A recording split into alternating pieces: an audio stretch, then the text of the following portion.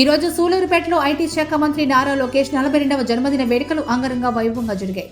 ఈ కార్యక్రమంలో సూలూరుపేట నియోజకవర్గం ఎమ్మెల్యే నిలవల విజయశ్రీ పాల్గొన్నారు. ఎన్నో సేవా కార్యక్రమాలు, వైద్య శిబిరం, రక్తదాన శిబిరాలు, అన్నదాన కార్యక్రమాలు నిర్వహించారు. ఈ కార్యక్రమంలో టీడీపీ నాయకులు, కార్యకర్తలు అధిక సంఖ్యలో పాల్గొన్నారు. తిరుపతి రేణుగుంట ఏరియాలో ఉన్న ఆస్టర్ నారాయణాద్రి హాస్పిటల్ నుంచి హాస్పిటల్ సిబ్బంది అందరూ కూడా వచ్చి అన్ని డిపార్ట్మెంట్స్ వాళ్ళు వచ్చి ఇక్కడ మనకు సూలూరుపేటలో మెగా మెడికల్ క్యాంప్ పెట్టడం జరిగింది. స్వతహాగా ఆస్టర్ నారాయణాద్రి హాస్పిటల్ వాళ్ళే అప్రోచ్ అయ్యి మన లోకేష్ బాబు గారి పుట్టినరోజు మెడికల్ క్యాంప్ ఏర్పాటు చేస్తామని నన్ను అడగడం జరిగింది. ఈరోజు లోకేష్ బాబు గారి బర్త్డే రోజు మనము ఈ మెగా మెడికల్ క్యాంప్ని టౌన్లో ఒక కళ్యాణ మండపంలో ఏర్పాటు చేయడం జరిగింది.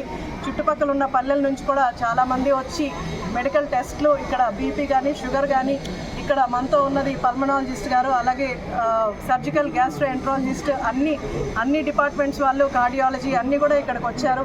ఏమైనా మినిమల్ సమస్యలు ఉంటే హాస్పిటల్ దాకా వెళ్ళి చూపించుకునే వాళ్ళు కూడా ఇక్కడ టెస్టులు చేయించుకొని తర్వాత మనకు ఏదైనా ప్రాబ్లం ఉంటే హాస్పిటల్కి కూడా రెఫర్ చేస్తారు.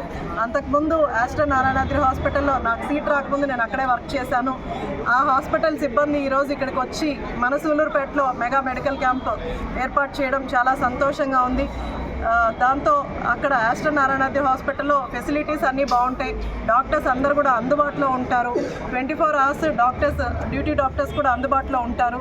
అక్కడ భోజనం కానీ లేకపోతే అక్కడ ఫెసిలిటీస్ అన్నీ కూడా బాగుంటాయి. కాబట్టి ఏదైనా ప్రాబ్లం వచ్చినప్పుడు ఆస్టర్ నారాయణాద్రి హాస్పిటల్కి కూడా విజిట్ చేయమని కోరుకుంటున్నాను. అలాగే ఇవాళ లోకేష్ బాబు గారి పుట్టినరోజు సందర్భంగా మనం బ్లడ్ క్యాంప్ కూడా ఏర్పాటు చేయడం జరిగింది. పొద్దున 9 గంటల నుంచి స్వతహాగా లోకేష్ బాబు గారి మీద అభిమానంతో ఎంతోమంది యువకులు ముఖ్యంగా వచ్చి బ్లడ్ని డొనేట్ చేస్తున్నారు. బ్లడ్ని డొనేట్ చేయడం కూడా చాలా మంచి విషయం. అది కూడా ఒక మంచి కాజ్ కోసం ఒకరికి బ్లడ్ డొనేట్ చేయడం కూడా మంచి విషయం. కాబట్టి వాళ్ళందరినీ కూడా కలవడం జరిగింది. అలాగే ఈరోజు అన్నదానాలు కానీ ఇవన్నీ కూడా అన్ని మండలాల్లో చాలా వరకు ఏర్పాటు చేశారు. అవన్నీ కూడా లోకేష్ బాబు గారి సందర్భంగా ఈరోజు ఎక్కువగా సేవా కార్యక్రమాలు చేస్తున్నాము.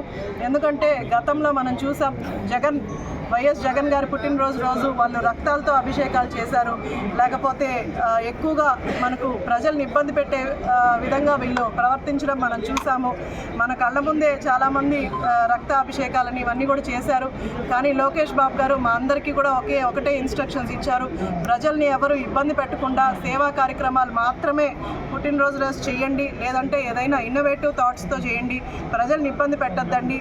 ఎలాంటి హడావిడులు లేకుండా, ఎక్కువ ఫ్లెక్సీలు లేకుండా, లేదా టపాకాయలు పేల్చకుండా, ఇవన్నీ ఇబ్బందులు కలిగించకుండా మీరు పుట్టినరోజు కార్యక్రమాలు చేయమని కూడా మా అందరికీ ఆదేశాలు ఇచ్చారు.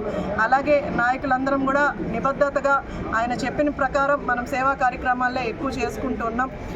ముఖ్యంగా నారా లోకేష్ గారు యువ నాయకులుగా మనకు ఆయన గతంలో ఎన్నో అవమానాలు ఎదుర్కొన్నా సరే ఆయన పట్టుదలగా ముందుకొచ్చి ఈరోజు మంగళగిరిలో కూడా 90,000 మెజారిటీతో గెలిచారంటే ఆయన ఎంత కృషి చేశారో మనందరికీ కూడా తెలుసు.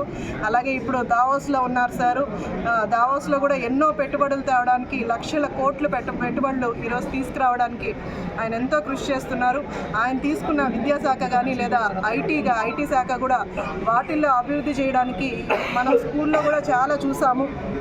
ఎన్నో చేంజెస్ చేస్తూ ఈరోజు స్కూల్ పిల్లలకి యూనిఫామ్స్ నుంచి అలాగే బుక్స్ నుంచి ఎలాంటి రాజకీయ నాయకులు ఫోటోలు లేకుండా లేదా వాళ్ళ బొమ్మలు లేకుండా ఈరోజు పుస్తకాలు రెడీ చేసి, మెటీరియల్స్ రెడీ చేసి, ఎంసెట్ పిల్లలకు కానీ లేదా 10th పిల్లలకు కానీ మెటీరియల్స్ తయారు చేసి మంచిగా చదువుకొని ప్రతి బిడ్డకి మనము అమౌంట్ ఇస్తే వాళ్ళు కూడా పిల్లలు డ్రాప్అవుట్స్ లేకుండా చదువుకుంటారని, మధ్యాహ్న భోజనం అని ఇవన్నీ కూడా చాలా చేంజెస్ తీసుకొచ్చి, అలాగే మెగా పీటీఎం ఒకటి ఏర్పాటు చేసి పిల్లలకి తల్లులకి అనుసంధానంగా ఒక ప్రోగ్రామ్స్ చేసి, అలాగే లీప్ యాప్ అని ఒకటి తీసుకొచ్చి ఆ లీప్ యాప్లో రిజిస్టర్ చేస్తే మన పిల్లలు ఎంతవరకు చదువుకున్నారు లేదా ఎందులో బ్యాక్ ఉన్నారో ఇవన్నీ కూడా తెలుసుకునే విధంగా ఒక యాప్ని ఆయన ఇంట్రడ్యూస్ చేసి, అలాగే ప్రతి రోజు ఆయనకి ఎంత బిజీ షెడ్యూల్ ఉన్నా గ్రీవెన్స్ ఏర్పాటు చేసుకొని ముఖ్యంగా వికలాంగుల్ని దగ్గరికి తీసుకొని వాళ్ళకి పెన్షన్లు కానీ ఇవన్నీ కూడా ఆయన శాంక్షన్ చేస్తూ వాళ్ళ సమస్యలు తెలుసుకుంటూ ఎంతో కృషి చేస్తూ ముందుకెళ్తున్నారు. చేస్తున్నారు.